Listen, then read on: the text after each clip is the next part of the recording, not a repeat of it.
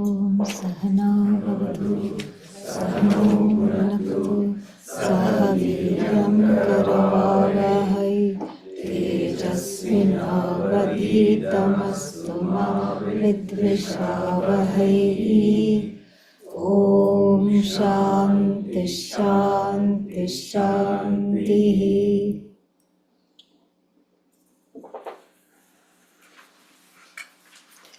शान्तैरनन्यमतिभिर्मधुरस्वभावैः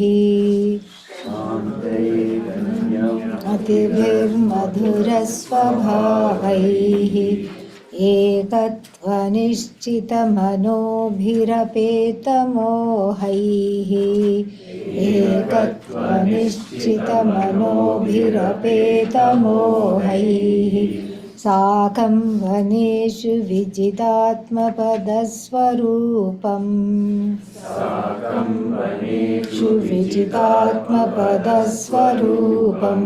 तद्वस्तु सम्यगनिशं विमृशन्ति धन्याः तद्वस्तु सम्यगनिशं विमृशन्ति धन्याः.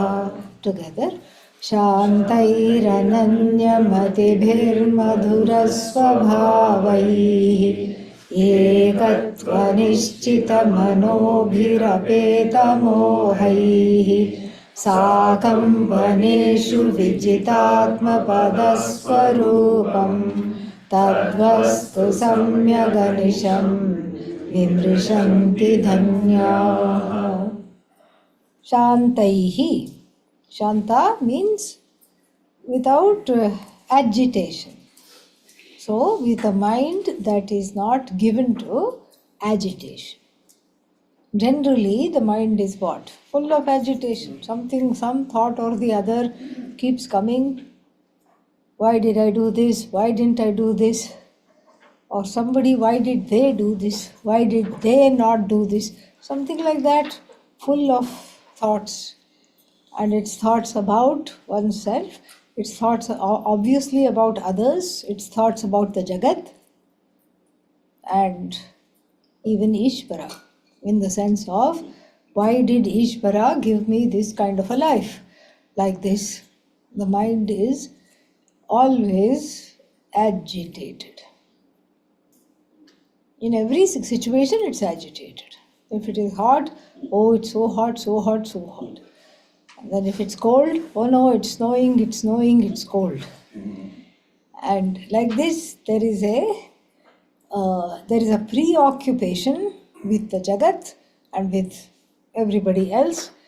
And here, for the Dhanya, this is marked by an absence.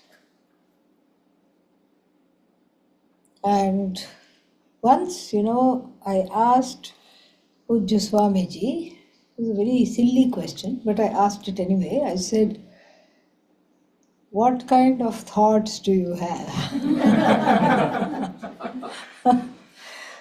And he said, he thought about it. And he said, actually, I don't have many thoughts at all. And that was again a very, such a teaching moment. Because one cannot imagine not having that many thoughts. And he said, I'm just here like a river, I just flow, and whatever comes, I just look at it and then it goes. That's how the mind of the Mahatmas are. Tranquil. Because the Raga Dveshas are not jumping up and down to be fulfilled. I need this, I need to get rid of this. It's like always the mind is in planning mode, overdrive. So now the retreat is coming to an end. How will I go? What will happen? Will the weather let up? Will my flight be late? Will I, how to drive? What to do? Already full of all kinds of worries, preoccupations will be there. But in the mind of the Mahatma, they are not there because the raga dveshas that power these thoughts are sleeping. They have been disconnected from the thoughts. That is a important understanding. When the raga dveshas are not jumping up and down, the thoughts are also tranquil without needing to be tranquilized. The thoughts are shantaha, shanta vritti. And we hear all about the shanta vritti where? In the 15th chapter of the Panchadashi. There is this, two kinds of vrittis are talked about. Ghora vritti. Ghora means terrible vritti, powered by rajas. And then shanta vritti. Of course, there is tamo vritti, that's a different thing. But here, the contrast is between ghora vritti or ghora vritti and shanta vritti. And what is this shanta vritti? It is a sattvic mindset, and the more we abide in this kind of a sattvic mindset, the more we are able to enjoy life. The more we are able to be contented with even nothing. The more we are able to be satisfied with oneself and others, and less we complain. No, I don't mind complaining. If you say that, please know that people around you mind it very much. Okay? Yeah. So if you want to have friends, what to do? Stop complaining. That is the that is the thing. So here it's called, what is that chapter called? Vishayanande Brahmananda. In the 15th chapter of the Panchadashi, he draws a contrast between Ghora Vritti and Shanta Vritti by positing the same object in front of a person who has Shanta Vritti, and how will she or he greet that object, and the same object another time for the same person when they are suffering from Ghora Vritti, how will they greet it? And so therefore this Shanti is presented in the Shastra in two different ways.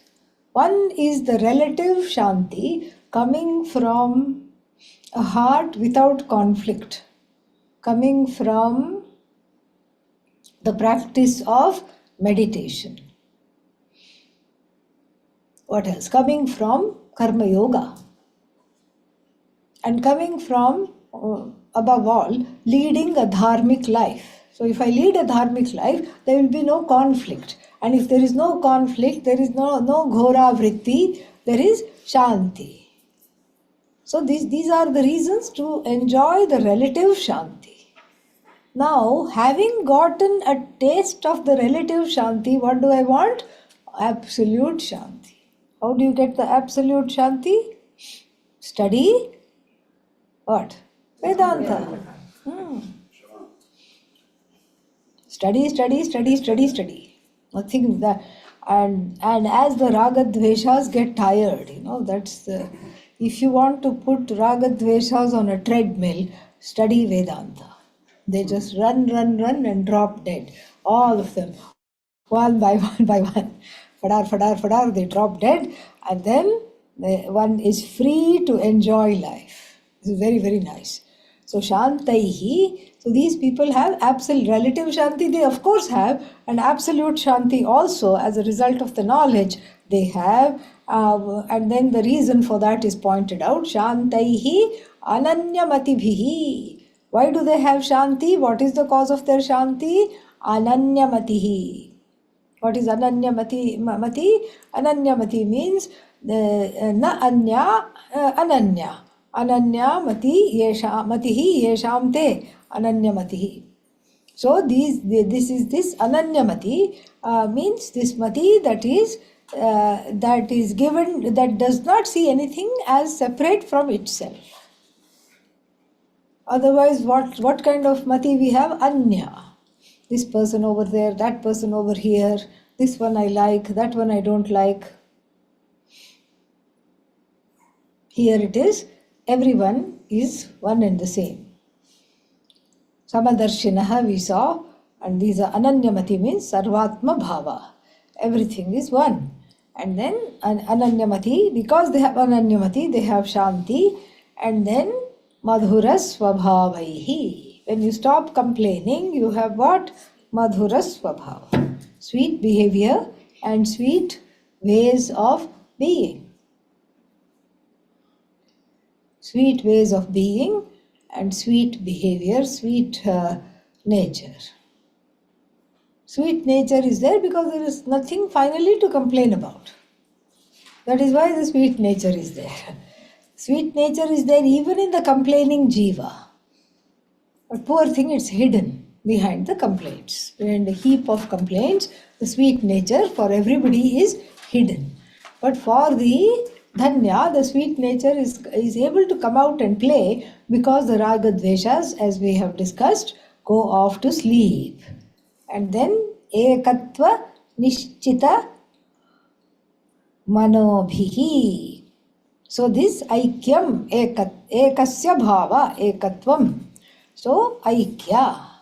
Aikya means oneness. This oneness has been fully ascertained by their buddhi. They have no doubt. Usually when we study Vedanta, what happens? There are doubts. And how do they come out? They come out like, how do I know I am Brahman? I am Brahman, but how to experience Brahman? I want to go to an ashram that experiences Brahman. And when you tell them, Brahman is not any one single experience, because if it were that, it would come to an end. Brahman is everything. It's not enough. Yes, I know, but how to experience it? Again, the same question comes. So that's a kind of a doubt. Or it will be error. Just plain error. So you tell, you sit and start talking in class, and there will be somebody nodding their head vigorously and looking at you, and then you think, okay, let me pour everything I have in them right now, today, and then you give everything with a lot of enthusiasm, and then after that, what will they say? They will say, yes, thank you for that wonderful talk. Now I know I'm a small part of Brahman. Where did you get that?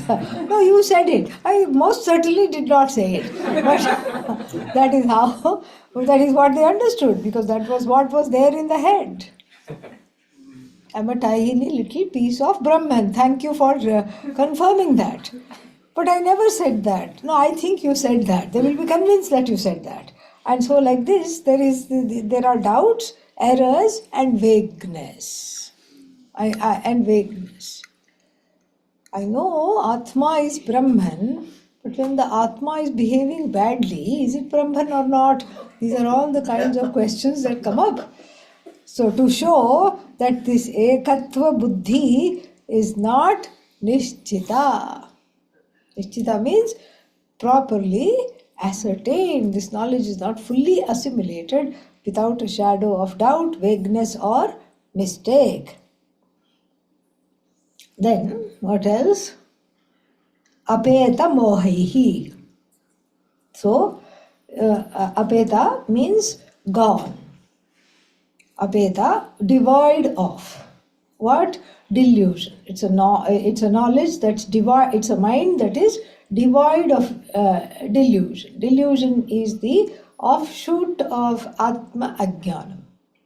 Atma Ajnanam only causes problem in human beings. Why? Because it is accompanied by moha, delusion. Animals also don't know, I am God. Does a dog know? No, it doesn't know. But it has a much happier life than Most people. It leads a happier life. Why? Because the fact that it doesn't know that it is Brahman does not lead it down the road to make mistaken assumptions about itself. Because its dogs, cats, all the other life forms other than human beings are programmed. Their desires are also programmed. You don't have to tell a cow, you know what? You are going to New Jersey for a hybrid cow research program. And over there, they eat meat. In our family, you haven't eaten meat. So please don't go there and eat meat. You don't have to tell the cow. Even if you force it to eat meat, it will not eat. So, like this, they are more or less programmed. Few desires they'll have. The grass is greener on the other side, let me go and graze there. Some desire they may be there. But mostly, the desires are also inbuilt into the programming. Whereas for the human being, totally non-programmed. Free to desire. Free to seek the knowledge of the self, and alas, free to come to wrong conclusions about the I. This is the problem. So for the human being, Ajnana is there, and side by side of Ajnana, what is there? Moha is there. This in the Mandukya Upanishad is called Anyatha Jnanam. Ajnanam and Anyatha Jnanam. Anyatha Jnanam is, I don't know myself, therefore I take myself to be what I am not. This is the problem. So here that moha is gone. The moha of taking the self to be small, taking it to be as good as the body, all these associations, wrong notions and wrong identifications also are what? Gone. Sakam, along with this kind of a mind, what do? Vaneshu dhanyaha vimrishanti. Vaneshu, in the forests and forested places without many people, what do? Vimrishanti. Vimrishanti, we'll see later. They analyze Brahman, they do research, they are with Brahman. But then here one more thing is there. Who are these people? Vijitatma padasvarupam. Vijitatma padasvarupam tadvastu. Tadvastu, that vastu means thing. And in the Shastra, there is only one thing worth being called thing. What is that? Atma. Everything else is what? Nothing. Yes. If this is the only thing, everything else is what? Nothing. And that's why when Narada went to Sanat Kumara, he was told he knows a lot of nothing. You know a lot, but you don't know that one thing because of which all these things are knowable. And so here, they know that one thing, because of which everything is there. Tadvastu. Tadvastu, which is what? In the form of the Vijit Atma Swarupam Vastu. That Vastu, don't think this Brahma Vastu is somewhere in their safe deposit locker. They have got it and kept it and they look at it. They are keeping some kind of a gem or something. No. This Vastu is Vijita, gained. How is it gained? It is gained in the form of Atma Swarupa. Something else it said, yeah. Atma Pada Swarupa. In the form of the end, Pada here is end, the destination, which is in the form of what? Atma Swarupa. So that Brahman has become this Atma for themselves. They have owned up this knowledge, and then Tadvastu, what do they do with it? Samyak, nicely. Anisham. Anisham means always. Even without there being a night for this, Vimrishanti. Vimrishanti means many things. They analyze, they research, they talk about it with one another. So here is, somebody said, what about the friends of the Dhanya? We always hear they are going to lonely places and they are sitting by themselves. Don't they need friends? Well, they have friends. And so what do they discuss with the friends? Brahman. That's all they do. Okay. But the difference between people who seek companionship and the Dhanya are many. If the Dhanyas are not saying, I want a like-minded person to discuss these things with, therefore I will take out an ad in the local newspaper. Wanted Dhanya. And what should this Dhanya be? Yeah, frequenting lonely places. And then shunning company. Then you can put all the requirements. But they're not looking for somebody, and if somebody is not there, they are not going to feel sad. But if they are in conversation with people, if they seek people, what kind of people do they seek? Like themselves. Because otherwise they don't have anything to talk about. It's a drag. How long can you discuss the weather, even when it's interesting like this? You can't discuss it for too long. So what is there to discuss? And so Vimrishanti here, they debate, they discuss, they analyze among like-minded people. And the 10th chapter of the Bhagavad Gita also iterates this, Tat Kathanam, Tat Chintanam, Parasparam, Tad Avabodhanam. You just share it with people. Of course, you have to first know it correctly to share. You can't just sort of... we get letters all the time. And Pujya Swamiji used to get them also. Sometimes I used to read letters for him and take dictation and write his response. So he would get a letter. The letter would say, Dear Swamiji, thank you for the last weekend retreat on the Bhagavad Gita. I truly am enlightened by this experience. And with your blessings, I'm going to start Bhagavad Gita classes in my locality next week. It's not asking for the blessing, it's declaring that already the blessings are there. So it's not like that. It's like these people, so this Tat Kathanam, Tat Chintanam is there.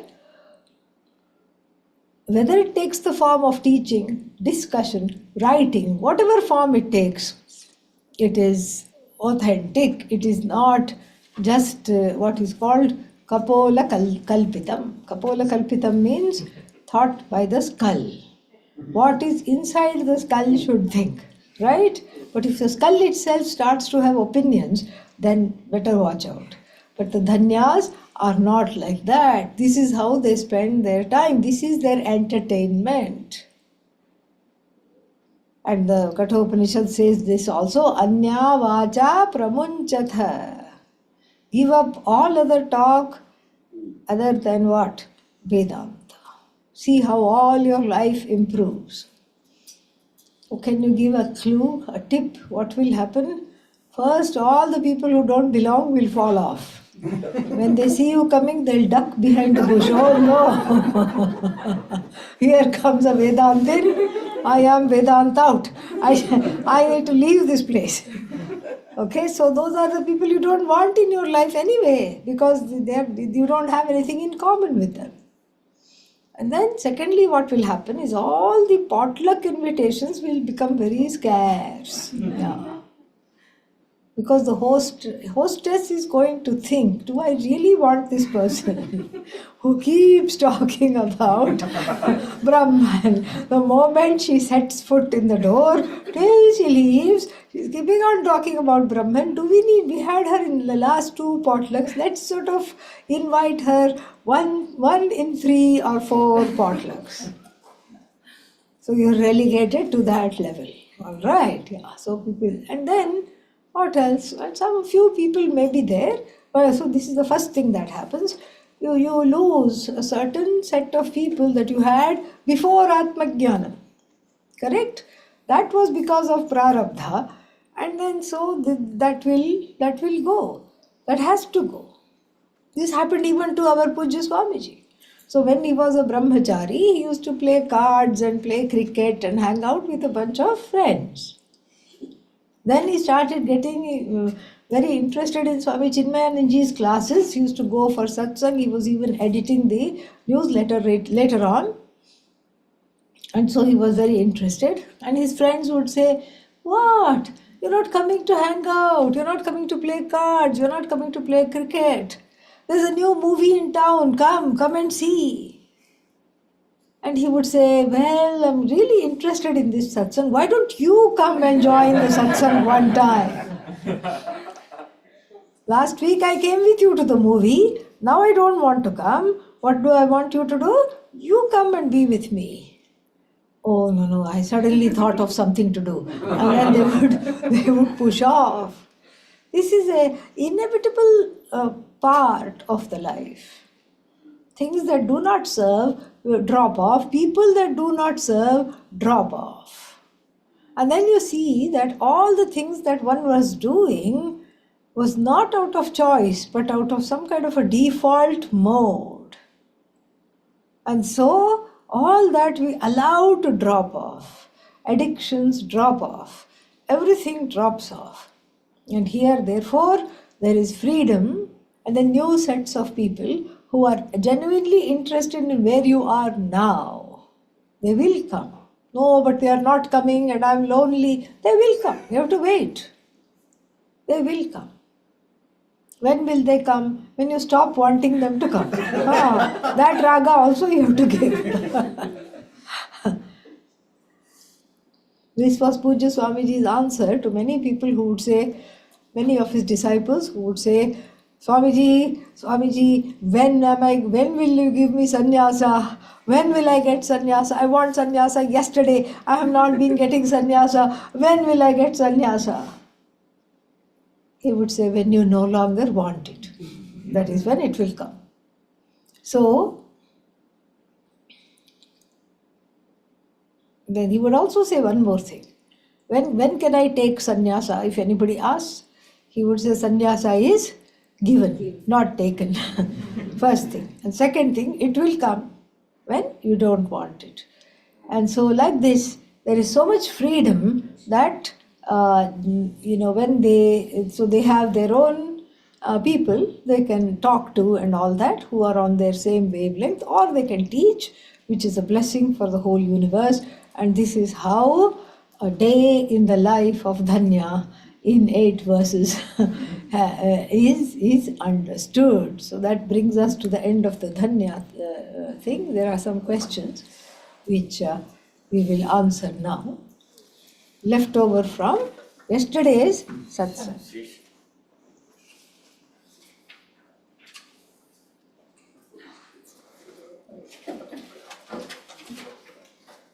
We kept them safe so many, but then.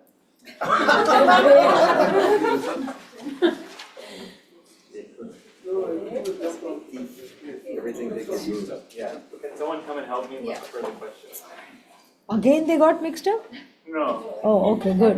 We kept them safe on the stage yesterday, but then everything left. No, I gave it to you. I didn't keep them Yeah, I safe. kept it on the table. You kept it again on the table. Okay. I will find it, don't worry. How many people are needed to find 4 questions? 4 or 5. They are on index cards. Yeah. I answered the big 8.5 by 7 paper sheets. These are the old ones. Before they find the both placards, Yeah. You can ask a question. So spontaneity, and you sometimes say that things are being done to you. That means there's no free will. You just Ishvara's thing desired. Yeah, for the online people, I'll repeat that. Things are being done through one. Yes. How do you differentiate that Ishvara's thing is happening to you, not your free will? Yeah, because there is no agenda. When there is no agenda, things are just happening. We don't plan, it just happens. If it's meant to happen, it will happen. Oh, goody, there is no satsang. Oh, Allah, this came. Just in time. So things are happening. Things are there because you don't have an agenda either way. We stop, as we grow in this knowledge, we stop trying to steer the wheel of even the journey of this life into certain favorable or preferable to us outcomes. Just let it be. If supposing something happens, let it happen. And that means there is a certain equanimity and freedom from raga dvesha.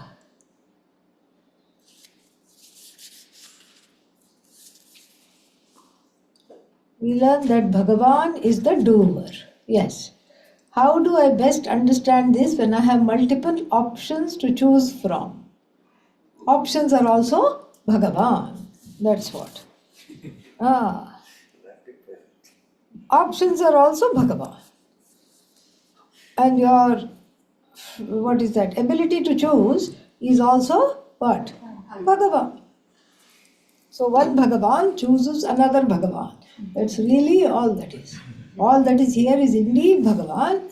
And the choices, really speaking, even on an empirical level, this was from the absolute level, but from the relative level also, empirically speaking, the choices are really choiceless.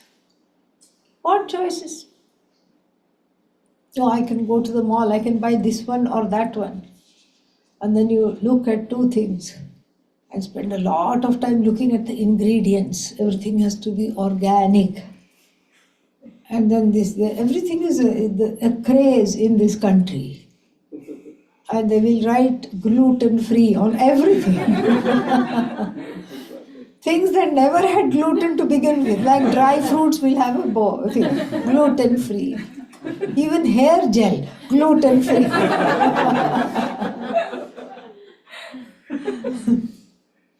And then if you read the fine print, it will say, may be processed in a facility that deals with gluten. So, but anyhow, gluten-free. These are all facts. So then you look at the label, you want it to be, gluten-free, organic, and all kinds of things. So many epithets are there. Then between two brands you choose, only to find out that both the brands belong to the same company, parent company. The choices are oppressive, really. The more we know, the less we have choice, really. So, going on with this, what else is there? The multiple options. So, when pursuing something, how can I discern what may be in line with dharma? Choosing where to work, where to live. I have a feeling I answered this. Yeah, these are all answered. Yeah. Revision. Yes. Yeah, we have done this. Please discard this, okay? Yeah, these are all done. There's one there. Was there another I think somebody got. No, this is the real-time question. Can you elaborate on transference with examples and teachings from Pujya Swamiji? So, we talked about it quite at length. A child comes to this world utterly helpless. We are worse off than the babies of elephants, cats, dogs, so many. At least they are able to walk and stand up, In fact, the wild animals, they have to stand up as soon as they are born. It's not like, okay, I'm going to rest over here. because they have to walk. They have to go through the forest. And the young ones also start walking for hundreds of kilometers per day. So they have to walk. They can't wait. And the mother also cannot say, I'm taking 3 months maternity leave. No such thing. But the human baby is totally and fully helpless. And that utter helplessness is compensated by complete trust. It has to trust. Somebody will pick it up, it has to let itself. What option does it have? It can't fight. It can't say, put me down right now, you look like a kidnapper. It cannot tell that. Total trust. Whoever takes it, it will go to them. And this helplessness and this helplessness and this trust is directed towards the primary caregivers. Mother, father, foster father. Whoever is caring for this baby. Now, as the baby grows, its ignorance about the world drops. Mother ignorance drops, father ignorance drops. First, the baby has what is called Shobhana Adhyasa on the parents, meaning a projection. The baby has its own transference. The baby projects onto the parents qualities, godlike qualities they don't have. For the baby, mother is God, father is God. They can do things it cannot do. And then as it grows up, it says, oh, these are very funny gods. Yeah. In India, this is a common thing. The doorbell rings. Because there they don't call, they just come. Okay, they don't hear, you keep saying, where are you on the cell phone. Even before saying hello, where are you? And then they have to, so you leave the house and then you phone before you leave the house, you phone after you have left the house, then you phone saying you're half an hour away, 15 minutes away, 10 minutes away, 5 minutes away, 3 minutes away, and then I'm at the door. By the time all suspense of that visit is gone. In India, it's not like that. So somebody comes. And the parents don't want to deal with that person. And they send the 5-year-old, 6-year-old. Tell them we are not at home. What will they tell? What will the child say? So my mama and papa told me to tell you that they are not at home. Where are they? They will ask. Hiding in the kitchen. And the parents have to sheepishly come out and make up some stories like this. And then suddenly, the child is told, you must not lie. And the father himself is lying, the mother himself is telling lies. So all this serve to make this Shobhana Adhyasa, which is needed. That trust is needed for the child to grow up, at least till 3 or 4 years old. And then that Shobhana Adhyasa turns into what? Ashobhana Adhyasa. A negative transference. Then the child loses the trust. No matter how enlightened the parents, no matter how wonderful the parents, the trust has to be lost. This is part of growing up. And that lost trust,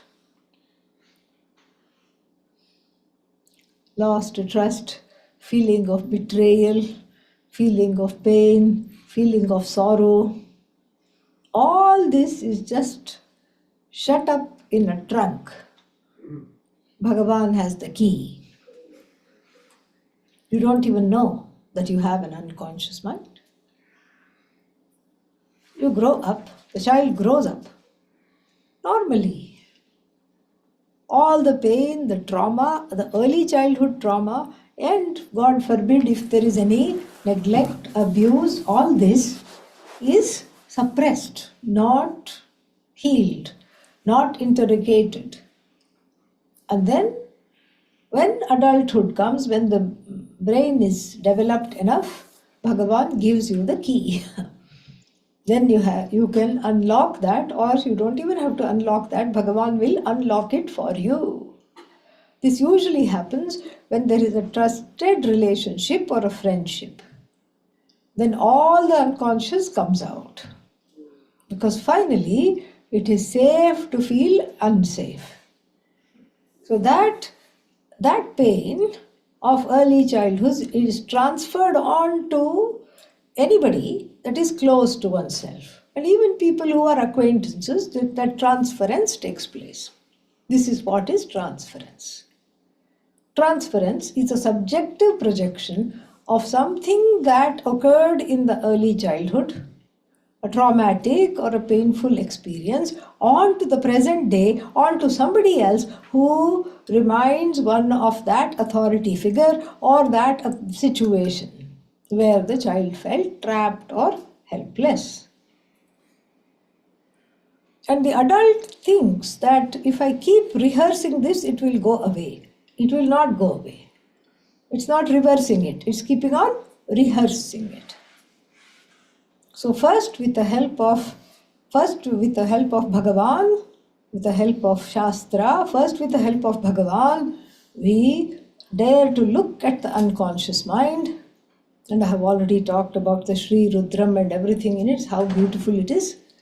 So first we put the transference onto Bhagavan where it is safe. Why? Because the Bhagavan will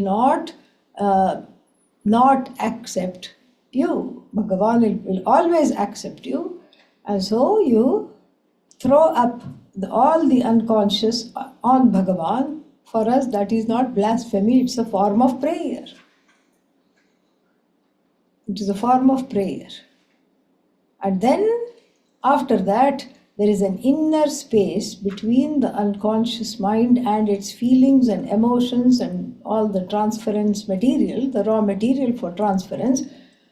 There is an inner space between that and the person, enough to be able to look at it. And how to withdraw that transference is to tell ourselves two things. This is not happening now. Whatever happened a long time ago. It's not repeating itself. It's not happening now. The first thing we have to see. And the second thing we have to say is that I am not in danger. I'm okay. I'm not in danger. This is not happening right now. And third thing is that in the past, I had certain coping mechanisms which I do no longer need. Those coping mechanisms have now become what? Moping mechanisms. Because that time I needed those mechanisms, I don't need them now. And finally, I look at the person upon whom this transference is being made. I look at them and I am able to say that you are not that person. And I am able to give even the person who caused me to have transference, basically the figures of authority, etc., I give them the space to be whoever they are. Therefore, I don't get disappointed. If I don't give space, I want to control them, or I have some vague expectation that this is how they should be, or I want them to be like this, then the transference will continue. I give them the freedom to be whoever they are. I give them the permission. Not that they are seeking permission, but it's important for me to give them, to permit them, to allow them to be whoever they are so that I can freely be. This is called offloading the transference by offloading the people that are in our heads. Always there are two sets of people. One outside, objective, however they are, and one which is internalized. And the internalized people are offloaded in meditation, contemplation, all these practices which are there. So that is about transference. May I just ask one extra comment on that? are you creating an artificial adhyasa with Bhagavan? Yes. By giving Yes. this? Yes. So you're premeditatively creating an adhyasa? Yes. It's not creating an adhyasa, there already is. And I'm directing all the transference onto Bhagavan. Okay? All right. Swamiji, Yes. this is an online question. Yes. You Hari Om Swamiji, usually in the spiritual path, one person should follow one path and have one guru only. What if we feel very connected to more than one? Yeah, those days of one guru, I think, are gone. Even Pujya Swamiji had 3 gurus. 3 people that he studied with, yeah. Nothing wrong. The study, you see, the problem is not with teachers. The problem is not with gurus or having gurus. It's to connect to the teaching. We don't prioritize the guru. We prioritize the teaching. That's why this is not a cult. Otherwise, it will become a cult. What happened? They've been trying to get me to start a cult all week. Sir? He said he is going to be a cult leader. He's starting a cult. He's starting a cult?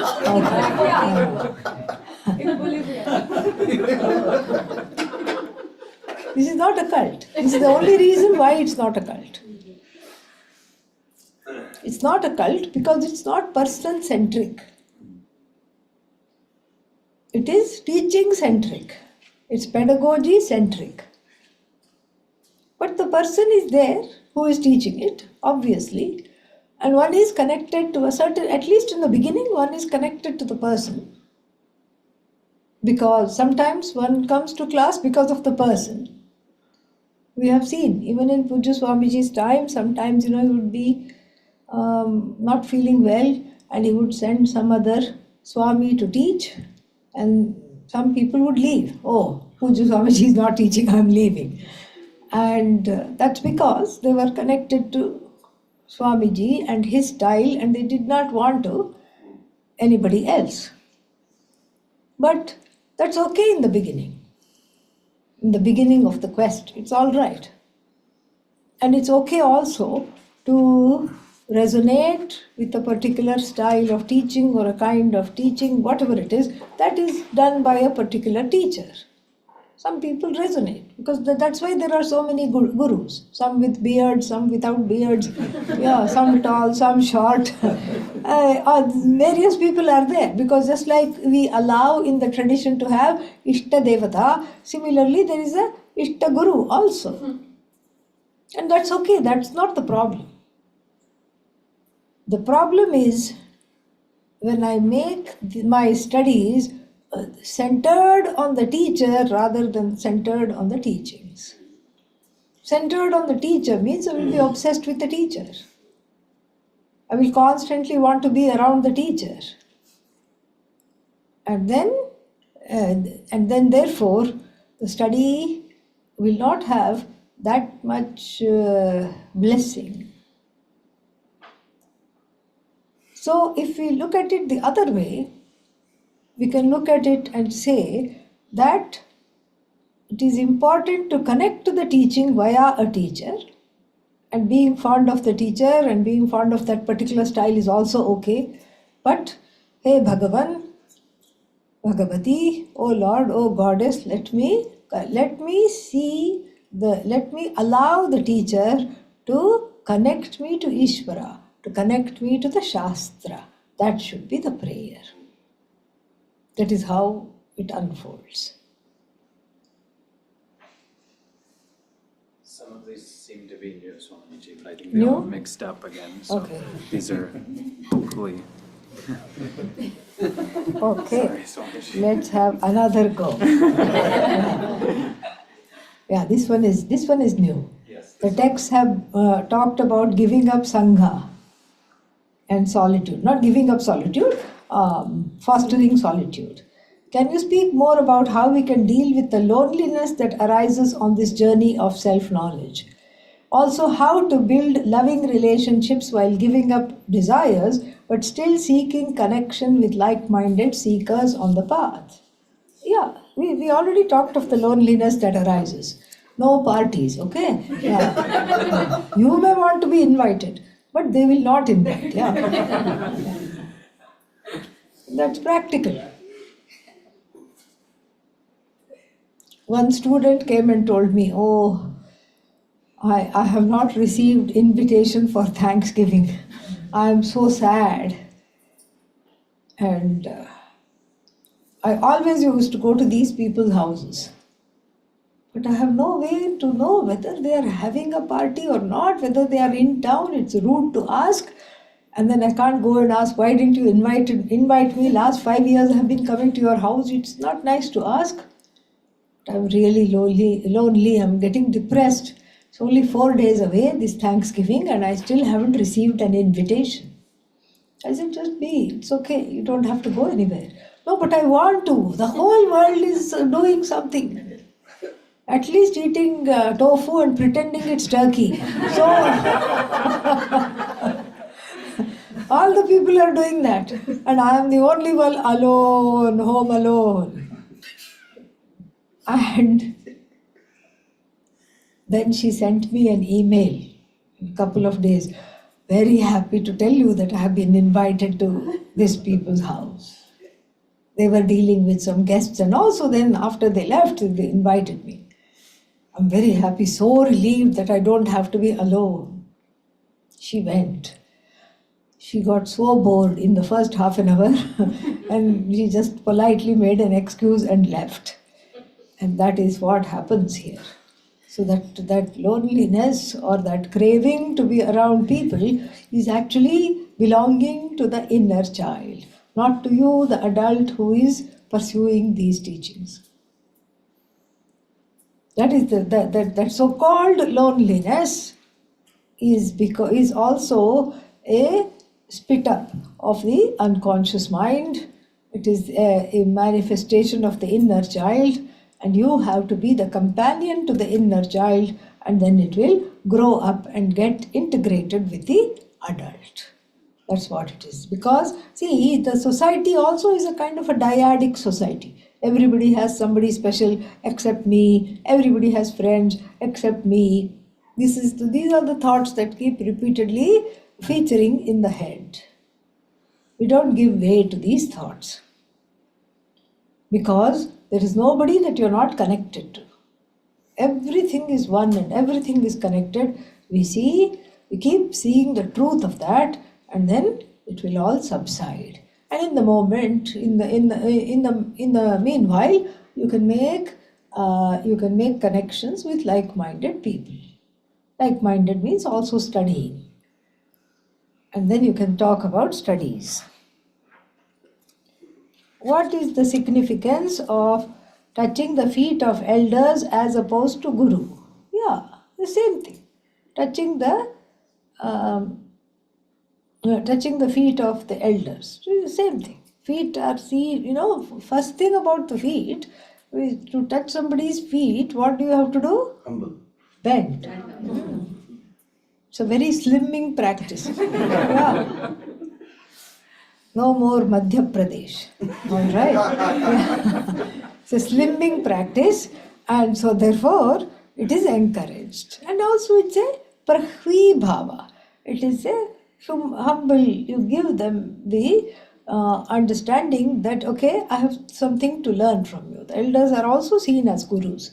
That's why they have something to teach. They have something to teach us. So therefore the elders. Why are young girls discouraged from touching the feet before but not after marriage? Young girls are seen as the embodiment of the goddess in many households. So they are not allowed to touch anyone's feet. In fact, there are families in which I have seen whoever visits, and if there is a girl child in the house, unmarried girl child, everybody will touch her feet. So, next one. Only after difficulties in life did Vedanta shine. True, very true. Yeah, Vedanta is the last resort. Yes. Sometimes they say, no, what is that? last Lender of last resort. what? Lender of last resort. That's not what I was going to say, but it doesn't matter. Yeah, the last, they will, if you're driving on the highway, they will say last gas station for another 100 miles, 80 miles. Here, this is the last pit stop ever. Yes. Last, because nobody comes smilingly to Vedanta. You smile after Vedanta, not before. No one comes smilingly. Because whenever there are difficulties, even if Vedanta is presented as an option, no, let me try every other way, and then when I am tired, exhausted, then I'll drag myself to Vedanta. So this is very true. So Vedanta, difficulties often bring people into Vedanta, like this questioner. But sometimes I still feel nostalgic for the time in my life before those difficulties, because it felt like I was a more trusting person. Let's read that again. Sometimes I feel nostalgic for the time in my life before the difficulties. Okay, not before Vedanta. Okay, before the difficulties. I was just wanting to clarify what is being said here. So, before the difficulties, how I was, I was more of a trusting person. Yeah, you were trusting because you didn't have the difficulties. Once the difficulties come, the trust, bye bye, goes away. So then, what is the best way on this path to regain the trust and joy that I may have had when I was less wise? That trust and joy is already here. And in fact, there is a samagana that deals with this, with Pujya Swamiji used to love. It is all about building bridges. How to overcome distrust by building a bridge of trust.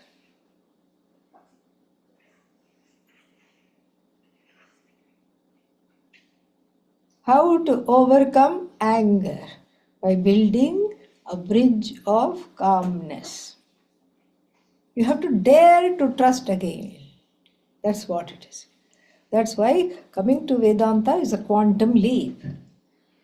You have to learn to dare to trust again. That Hanumanji's leap, even he was diffident until the Jambhavan came and told him that you can jump, you can do this. That is the leap. It's the leap of Shraddha, it's the leap of Bhakti. So we have to cultivate Shraddha. And cultivating Shraddha means daring to trust again. Because if we don't trust, that pramana is built on Shraddha, on trust. The pramana will not work if we don't trust. So that is how it can be done. Can you talk about different lokas? Why? Yeah.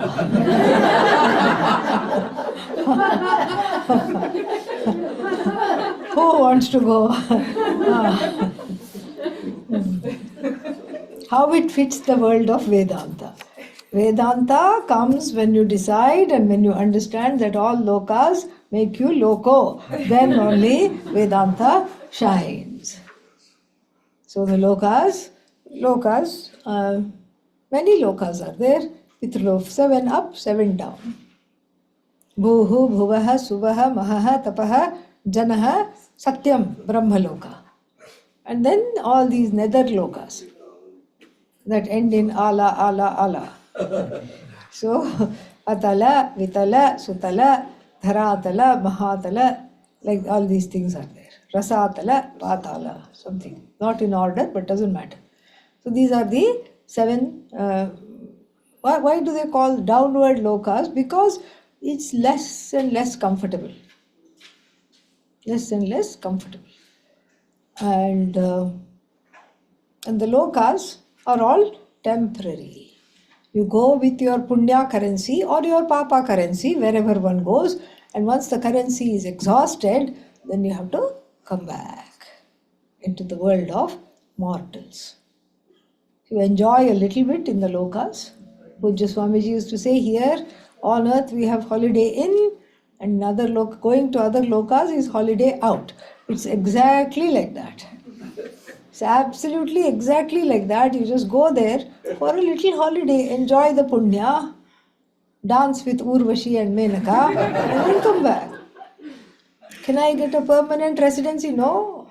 Why can't I marry a yaksha? You can't marry a yaksha. Yaksha is also on temporary visa there. Okay? Yeah. You can't marry Gandharva, Menaka, Urvashi. They are not going to be your ticket to a permanent life there. Not possible. Nobody is a citizen of heaven. They are denizens of heaven. We always call it like that. Just residents of heaven. Temporary. When the 9th chapter tells us this, Kshine Punye Martyalokam Vishanti. Gatagatam Kamakamaha Labhante. Just before the 27th verse or somewhere. So therefore, these are the lokas. So if I focus on going to lokas, I can do many rituals from the first portion of the Vedas. But again, why? Why bother? Because it's finite. What I want is the infinite, not the finite. And so, can you teach effective? Yeah, this was already done. We discussed that beyond, this is new. In today's class, whenever it was, we discussed that Atman is beyond all dyads. Yet when we often latch on to Sakshi as a stand-in presence, it is clearly associated with a role.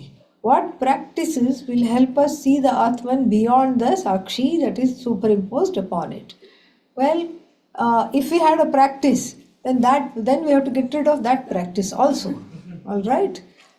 So, study Vedanta and you know that everything, the thinker is a superimposition on Vedanta, on the Atma, and then the object of thought is an as though superimposition on the Atma, and then the thought itself, the object of thought and the process of thinking also a superimposition on the Atma.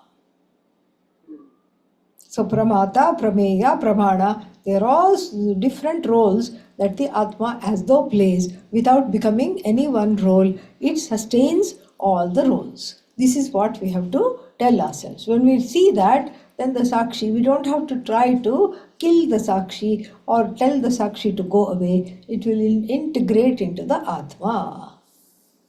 But in the beginning, as a sadhana, we remain in Sakshi Bhava. In the context of developing gunas, That's an old question. it's an old one? Yeah. Okay. Yeah. Gaining a proper mind. All right. Okay. How did it get here? Kirti raised Yeah, please elaborate about Jiva Srishti and Ishvara Srishti. And that's the subject matter of the 4th chapter of the Panchadashi. Very beautiful chapter. Jiva Srishti and Ishvara Srishti. Ishvara Srishti, benign. Jiva Srishti, malignant. Ishvara Srishti is without any complaints, spontaneous. Jiva Srishti, subjective. Ishvara Srishti, objective. Jiva Srishti is mithya within mithya. Ishvara Srishti is just mithya. That is what Jiva Srishti is. Jiva Srishti is one's own projection. See, Ishvara has 2 Shaktis. What are they? Vikshepa Shakti and Avarna Shakti. Avarna Shakti, the Shakti that covers the truth from oneself, of oneself. One covers the truth of oneself, it covers the truth of oneself, and that is called, as though covers the truth, that is called, what is that called? That is called avarana. Vikshepa also covers the truth by projecting something that is not there. Ishvara enjoys these two Shaktis. This is what the Jagat is. So it is a Vikshepa, and there is Avarna also. There, what do I have to do in order to gain moksha? Drop the Avarna. I don't have to worry about Ishvara's Vikshepa. Because by the time you say, I want to make this whole world one, I have to cut down everything and make it into just one thing. You can't. It's already one. You can't mess with Ishvara Srishti. So this is Ishvara Srishti, and then Jiva Srishti means that there is Mithya within Mithya. I have my own overlay on Ishvara Srishti. My take on Ishvara Srishti is Jiva Srishti, one's own take. So if instead of the Jagat, if instead of this benign Jagat, if I see that the Jagat is a very scary place and full of terrible people and terrible things, is that Jiva Srishti or Ishvara Srishti? Jiva Srishti. This is Jiva Srishti. And then how am I coming to this conclusion? This is a Vikshepa. The Vikshepa coming out of the Avarna of the unconscious mind. So even for the individual, there is Avarna and Vikshepa. On the collective level, we remove the Avarna, and on the individual level, the Avarna is Ishvara Srishti, and so we can't remove the Avarna, we cannot remove the unconscious. What can we do? We can withdraw the Vikshepa. That is how it is on the individual level. Om Sarve Bhavantu Sukhinah, Sarve Santu Niramayaha, Sarve Bhadrani Pashyantu, Ma Kaschid Asato Ma Sadgamaya, Tamaso Ma Jyotirgamaya, Mrityor Ma Amritangamaya. Om Purnamadav Purnamidam Purnat Purnamudachyate Purnasya Purnamadaya Purnamevavashishyate. Om Shanti Shanti Shanti. Harihi Om Shri Gurubhyo Namaha. Harihi Om. Do you really want to have the 7 o'clock program? Yes. Yes? All right. Okay. No one's gonna say no.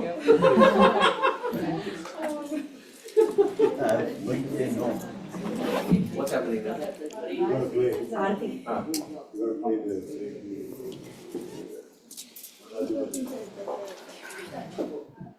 So there is a Shivam's class at 7:30, and then what else is there tomorrow? Tomorrow's schedule very quickly. 7 to 8 will be Shivam's class, and 9 to 10 will be Bhagavad Gita class. 9 to 10 Bhagavad Gita class.